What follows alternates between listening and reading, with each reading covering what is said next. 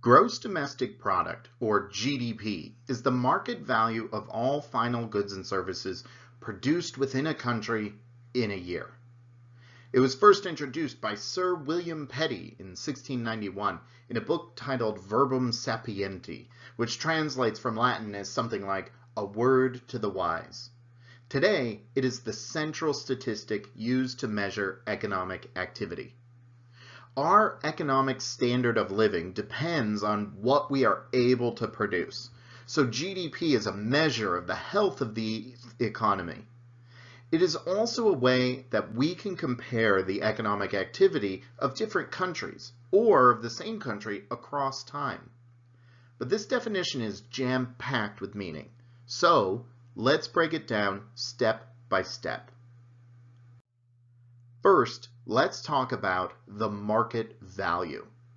When economists talk about markets, we aren't only talking about stores. We're talking about all of the ways in which buyers and sellers interact in order to make an exchange. Markets are a great way to determine the value of a good or service to society. So we measure the value of goods and services using the market price, or the price that people actually pay for the stuff they buy.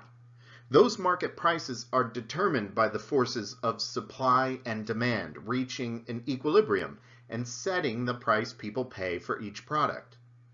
This means that we can use market data to figure out how much is being added to GDP. Take cars, for example. If our car company sells 12 million cars, for an average price of $28,000 each, then the total value added to GDP would be $336 billion, which is 12 million multiplied by 28,000. Here's another example.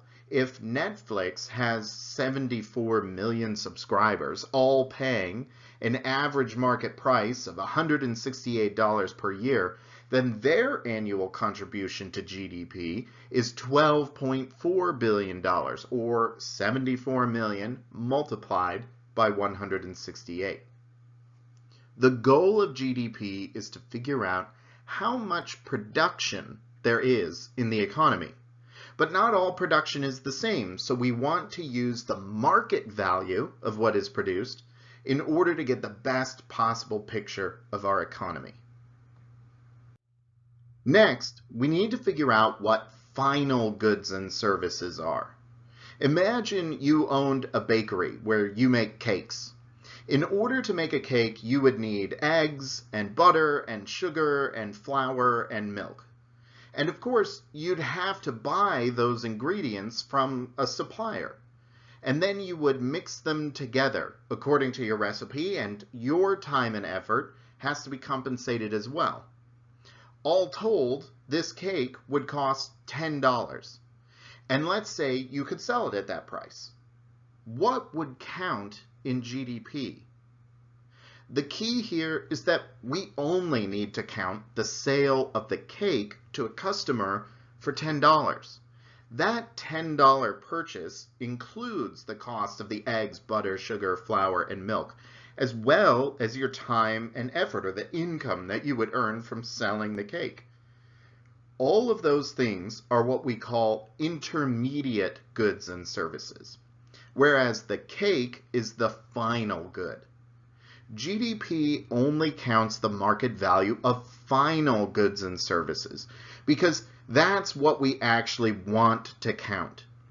If we counted the sale of ingredients to the baker and the sale of the cake to the customer, we would be double counting the value of those intermediate goods. So we leave those out. One important thing to note is that only activity with a market value can count.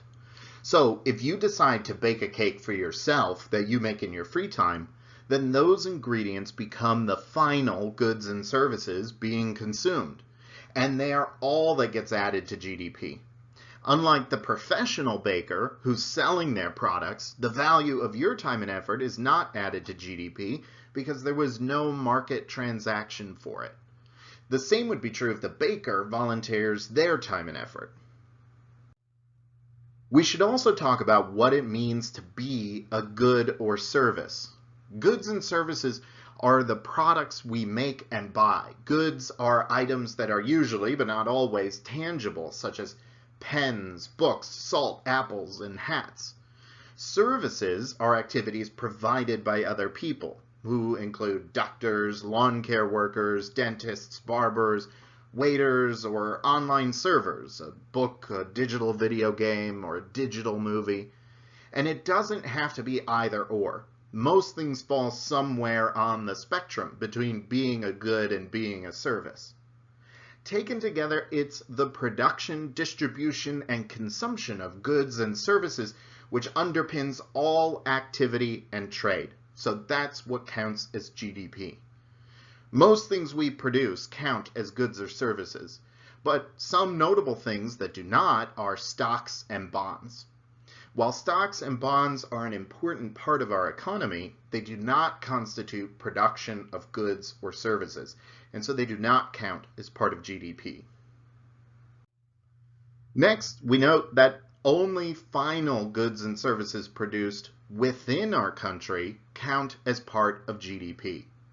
If you go to Amazon.com and buy some charging cables for your phone that are imported from China, the value of those cables will not count as part of our GDP, because those will be part of China's GDP. They are the ones who produce them.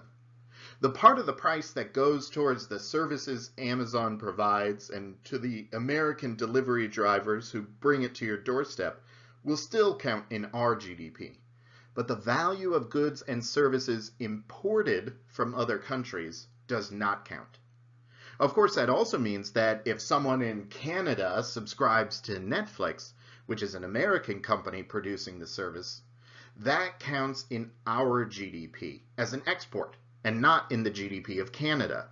So again, it's only our own domestic production that counts in GDP. And lastly, we have in a year. GDP only counts the production that happens in a calendar year, which allows us to compare the strength of the economy over time. That means any goods or services produced in previous years, which are resold this year, do not count. That includes things like houses built in prior years or used books sold at the used bookstore. Only new production counts. But remember, services count in GDP, and so the services of the real estate agent selling a house this year or the used bookstore clerk would count, since they're newly produced services from this year. All right, that's gross domestic product. Next, we'll learn how we can actually calculate it.